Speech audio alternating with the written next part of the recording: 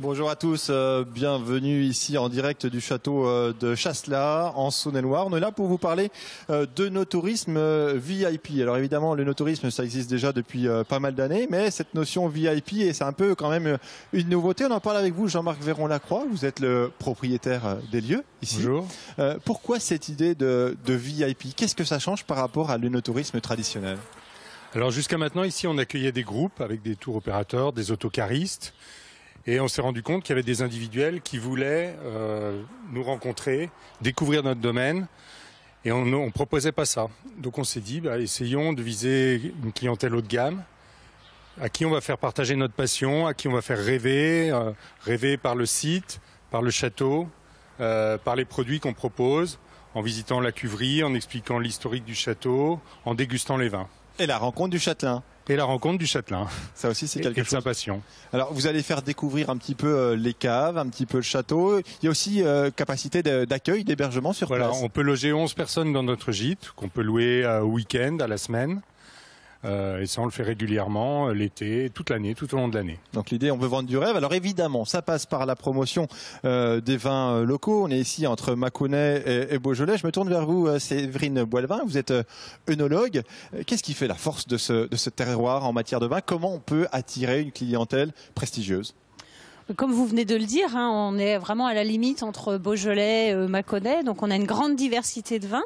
On a une grande diversité de terroirs. Donc on ne travaille que sur 2 cépages, mais cette diversité de terroirs fait qu'on a beaucoup de produits. À cela, on ajoute la main de chaque vigneron. Donc, ce qui fait qu'on a quand même beaucoup de beaux produits à proposer. Donc on a tout à fait notre place dans cette dégustation de choix. Alors quand on parle de vin prestigieux, quand on parle d'un esprit festif, de personnes qui ont des connaissances, les grands amateurs, on pense plutôt quand même à des produits comme le champagne. Est-ce que les vins de Bourgogne ont les moyens d'arriver à la hauteur de la renommée, qu'est la renommée par exemple du champagne? On a tout à fait les moyens. On n'a pas du tout à pâlir avec nos Saint-Véran, nos Pouilly-Fuissé qu'on peut faire en Mâconnais par rapport à, comme vous dites, des champagnes. Mais bon, on est sur carrément un autre produit. Mais même si on regarde les vins de la Côte de Beaune ou de la Côte de Nuit, nos crus du Mâconnais n'ont absolument pas à pâlir. Il nous manque juste un petit peu une marche pour monter un petit peu en haut de cet édifice. Et c'est tout à fait le débat qu'il y a en ce moment dans la région avec le classement en premier cru de certains climats, de certains coteaux qui sont reconnus depuis toujours, depuis des dizaines d'années, des centaines d'années peut-être même. Les anciens savent très bien où on fait les meilleurs vins. Et on n'a pas su, nous, à un moment, les classer pour leur donner leur lettre de noblesse. Donc c'est quelque chose qu'on fait maintenant. Frédéric Chapoteau, directeur de l'Office de tourisme de Mâcon, vous rejoignez ce que dit Séverine.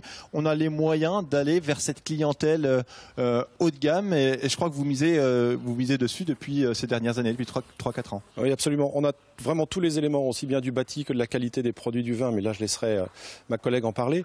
Par contre, nous, au niveau de l'Office du tourisme du Mâconnais, nous faisons la promotion de ce territoire au sens large sur justement les marchés européens qui nous entourent. Le but étant de les faire venir ici parce qu'ils ont choisi avant leur séjour de venir bien sûr séjourner.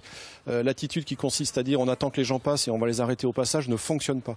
J'ai découvert ce raisonnement quand je suis arrivé ici il y a 9 ans et par contre depuis 5 ans on a beaucoup changé les choses et on se crée une image de destination et c'est seulement dans cette solution de destination que les gens vont consommer du séjour et donc vous distinguez ça de la notion de territoire où on passe on passe sur un territoire. C'est une notion administrative qui intéresse personne. Vous ne savez pas dans quel territoire vous allez en vacances. Si vous allez sur la Côte d'Azur et vous vous en fichez complètement et vous avez bien raison. Par contre, vous avez envie d'aller là parce qu'il y a quelque chose qui vous intéresse et vous l'avez choisi avant. Vous avez vu des articles dans la presse, vu une émission de télé, vous êtes abonné sur le web, peu importe le système. Et à un moment, toutes ces choses-là prennent ensemble et font que vous vous dites, là, j'y vais. J'y vais 24 heures, j'y vais 48 heures, j'y vais plus, tant mieux pour nous, tant mieux pour les commerces et les entreprises. Mais c'est uniquement dans cette branche-là que ça fonctionne. Jean-Marc Véron-Lacroix, votre démarche, elle s'inscrit dans ce cadre-là, en essayant de garder ce public chez vous quelques jours. Oui, l'idée c'est complètement de les faire venir et les fixer sur place, qui découvrent notre domaine et puis la région. Ici, Chasselas, la commune de Chasselas fait aussi partie du grand site de France qui est le site de Solutré-Pouilly, qui est un site préhistorique avant tout. Et on a intégré le grand site récemment. Donc il y a une dynamique dans la région autour des vins, autour de ce grand site, autour de domaines viticoles et autour du classement en premier cru. Tout ça participe de cette dynamique. Et autour d'un patrimoine architectural aussi. Vous avez quand même récupéré ce château qui était abandonné et vous l'avez reconstruit pour en faire ce qu'il est aujourd'hui. Voilà, ce château était en ruine il y a une trentaine d'années. Ça fait 30 ans qu'il est en restauration. On arrive au bout. Dans la région, il y a beaucoup de châteaux. Ici, les plus vieilles parties datent du XIVe siècle et la plus récente du XVIIIe. Donc tout ce patrimoine est à valoriser à travers la pierre, à travers le vin, à travers la passion des hommes. Et il y a beaucoup de choses à dire et on peut transmettre du rêve à tous les amateurs de vin. Alors tous les amateurs de vin, Frédéric Chapoteau, on peut aller les chercher aussi à l'étranger. Ces personnes, ces catégories haut de gamme, ça peut être aussi du public étranger qui vient de Russie, des États-Unis par exemple. Absolument. Donc au-delà du premier cercle qui est indispensable, on a quelques actions avec nos collègues des grandes régions Viti de France au travers d'un club de nos touristes national qui est représenté par Atout France et on va les chercher aux États-Unis, en Russie et en Chine.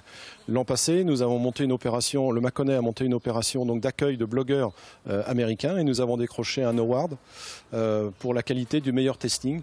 Donc nous avons eu je ne sais plus combien de millions de followers sur cette action et le but derrière c'est de travailler tout ça pour faire venir du monde. D'accord. Juste pour terminer rapidement avec vous Séverine, les vins de Bourgogne à l'étranger, ça fonctionne? Tout à fait, tout à fait. C'est des vins qui plaisent énormément. On est vraiment dans les critères de recherche des vins en ce moment dans le monde, avec des vins avec une certaine fraîcheur, avec de la structure, mais aussi beaucoup d'élégance. On est tout à fait avec les vins du Mâconnais, Saint-Véran ou Pouilly-Fuissé dans ces critères de dégustation. Très actuel. Eh bien, merci beaucoup à tous les trois pour ce témoignage. Voilà, je vous rappelle, le no-tourisme VIP ici au château de Chasselas, c'est vraiment quelque chose à découvrir et en plus, le cadre est merveilleux, évidemment. Avec